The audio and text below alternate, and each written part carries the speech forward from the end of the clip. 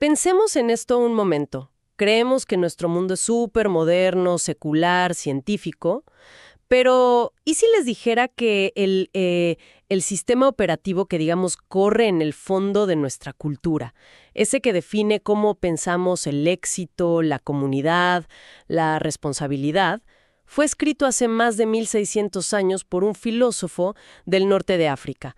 Hoy nos vamos a meter de lleno en los textos sobre la concepción judeocristiana del ser humano. Vamos a hacer justamente eso, a la casa del fantasma de San Agustín, en las aulas de la universidad, en los laboratorios y hasta nuestra forma de pensar una carrera acá, en la Argentina de hoy.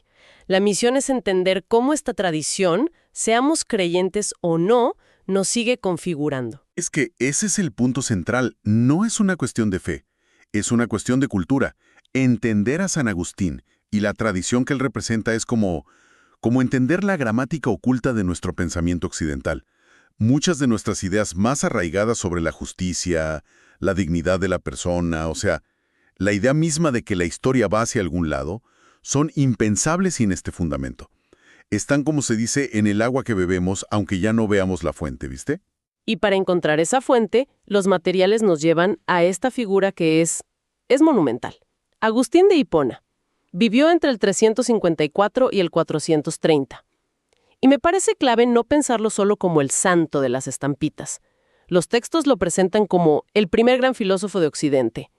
Un tipo que vivió en un momento de quiebre total, muy parecido al nuestro en cierto sentido. Totalmente. El Imperio Romano se caía a pedazos, un mundo se terminaba y otro estaba naciendo. Él no era un académico en una torre de marfil, era lo que los textos llaman un filósofo comprometido. Escribía para responder a las angustias, a las preguntas urgentes de su gente. Totalmente. Y su respuesta fue una hazaña intelectual que honestamente es difícil de dimensionar. Lo que hizo Agustín fue una síntesis magistral. Agarró toda la gigantesca tradición filosófica griega y romana. Pensemos en Platón, en Aristóteles. Y no solo la leyó, sino que la asimiló, la discutió y la reformuló. Pero dentro de una cosmovisión completamente nueva para la época, que era la cristiana. O sea, no fue un simple copiar y pegar. Para nada. Fue una verdadera creación. Temas como la libertad, la historia, la maldad, la comunidad, él los tomó y les dio un giro radical, y en el proceso introdujo problemas filosóficos que antes casi no existían, como el concepto de persona, ¿viste? En el sentido de un individuo con una interioridad única, irrepetible, o la idea de un ser humano universal que nos hermana a todos. De ese crisol nace lo que llamamos filosofía cristiana. Ok, vamos a desglosar eso, porque es denso. Si tuviéramos que definir al ser humano según San Agustín, los textos tiran una frase que, de entrada, a mí me hizo un poco de ruido. Un alma que se sirve de un cuerpo. Lo primero que pensé fue, esto es Platón de nuevo. Claro, es la reacción más lógica. La idea del alma prisionera en la cárcel del cuerpo. Casi sentí que era poco original. Porque la influencia de Platón es innegable.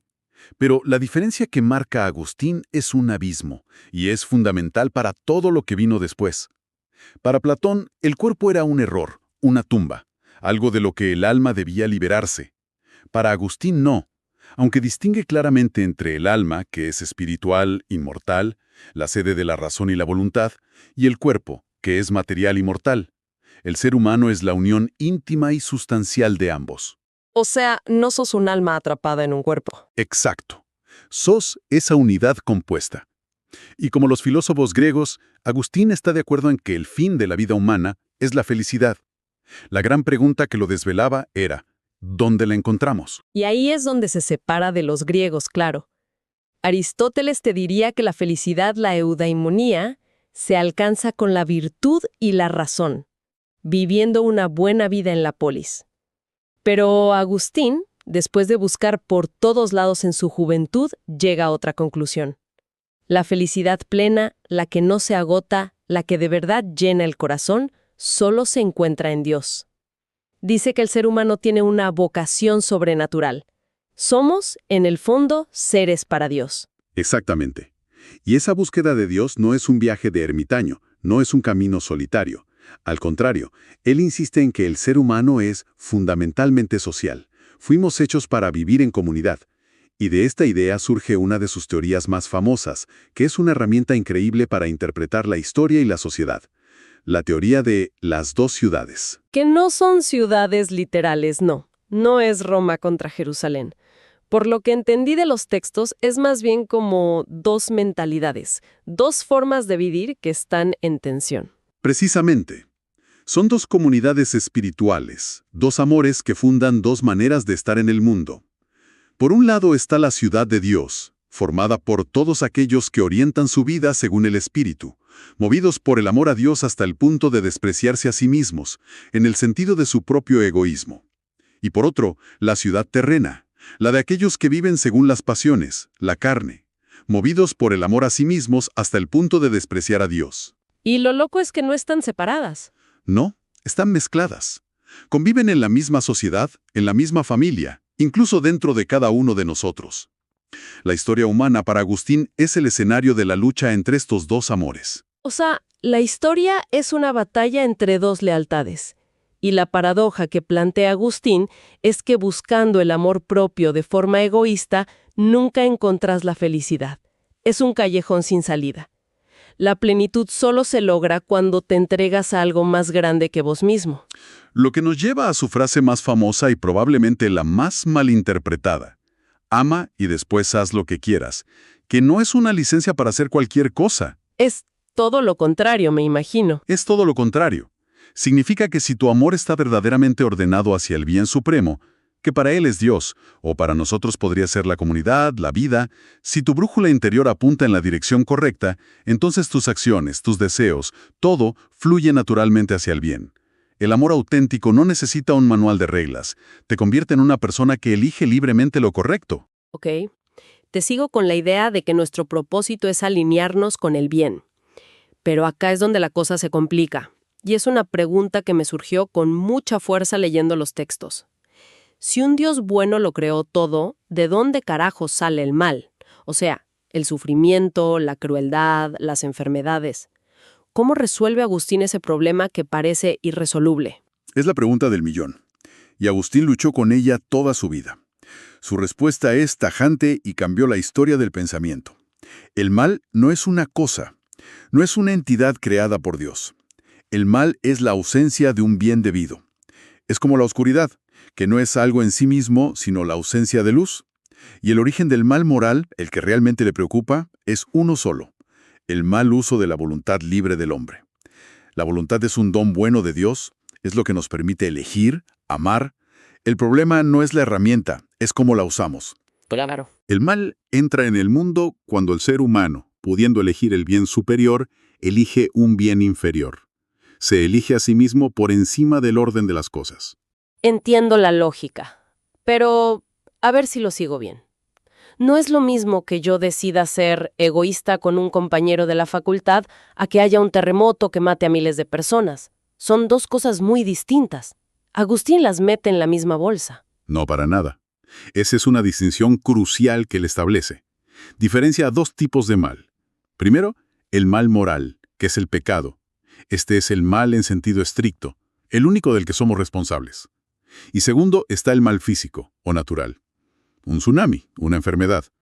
Y acá viene la parte más difícil de su argumento y la que genera más debate, claro. A ver, porque con todo respeto por San Agustín, la explicación que leí de que el mal físico nos parece malo solo por nuestra mirada limitada porque no vemos el plan completo, suena un poco a una salida fácil, a un escape filosófico.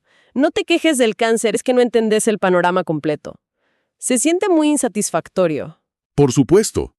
Y es una objeción totalmente válida. No es una respuesta que consuele el dolor inmediato. Lo que Agustín plantea no es que el sufrimiento no sea real, sino que nuestra capacidad para juzgar el universo es finita. Somos una pieza en un tablero inmenso y no vemos toda la partida. Él diría que esos males físicos forman parte de un orden que se nos escapa, pero que, en la totalidad, contribuyen a una armonía mayor. Es una respuesta que exige un acto de fe, pero donde sí nos da herramientas más concretas es en nuestra libertad para elegir el bien moral. Porque según él, esa libertad tampoco es absoluta. Somos seres creados, no somos Dios. Nuestra libertad es finita. Y la segunda es una limitación moral que viene de la doctrina del pecado original. Sin entrar en la teología, la idea filosófica es que la naturaleza humana está, por así decirlo, herida o debilitada. Nuestra voluntad tiende al bien, pero le cuesta alcanzarlo. Por eso, dice Agustín, necesita ayuda. Necesita lo que él llama el auxilio de la gracia. Y esto que suena a algo místico. Tiene una traducción muy humana. ¿Quién no sintió alguna vez que sabía perfectamente lo que tenía que hacer, estudiar para ese final, tener esa conversación difícil? Pero simplemente no podía encontrar la fuerza para empezar. Esa sensación de una voluntad que quiere pero no puede, es muy agustiniana. Necesitamos un empujón, una gracia externa. Esa analogía con la procrastinación me parece genial. Lo trae al llano, y creo que es el momento perfecto para hacer eso con todo lo que hablamos. Dejemos la hipona del siglo V y vengamos a un campus universitario en Argentina. La palabra pecado nos suena a castigo, a algo antiguo, pero los materiales proponen una traducción que me pareció potentísima. Pecar viene de una palabra que significa errar el tiro, no dar en el blanco. ¿Qué significa eso en la vida de un estudiante de, no sé, ingeniería, medicina o informática? Significa todo. Despoja al concepto de su carga moralista y lo convierte en una guía ética brutalmente práctica. Si pecar es errar el tiro, la pregunta inmediata es, ¿cuál es el blanco? Y la respuesta, derivada de esta tradición, es simple. El blanco es la vida. El bien es todo aquello que afirma, cuida y enriquece la vida. Ser bueno es ser biófilo, un amante de la vida. ¿Y el mal, por lo tanto? Es todo lo que la niega, la daña o la degrada. Ser malo es ser necrófilo, un amante de lo muerto. La conversión de la que habla el cristianismo, vista así, es una invitación constante a recalibrar la mira, a dejar de pifiarle y volver a apuntar hacia el cuidado de la vida. Me encanta. Entonces, pensemos en un caso concreto para que no quede en el aire. Un estudiante de ciencias de la computación está haciendo una pasantía en una empresa de tecnología. Descubre una falla grave de seguridad que expone los datos privados de miles de usuarios. Reportarlo internamente podría poner en riesgo su puesto, su futuro. Quedarse callado es mucho más fácil. ¿Cómo aplicamos el errar el tiro acá? ¿El pecado es solo el acto de callarse? El acto de callarse es el síntoma. El error, la pifia fundamental, es más profunda. Es elegir un bien menor, o sea, mi seguridad laboral, mi comodidad, por sobre un bien mayor, que es el cuidado de la comunidad de usuarios. Es un acto que en el fondo va en contra de la vida, porque daña la confianza, el tejido social. En cambio, hablar, asumir el riesgo, es un acto biófilo. Es un acto de cuidado, de responsabilidad por el otro. Es dar en el blanco. Esto cambia por completo la perspectiva sobre la universidad.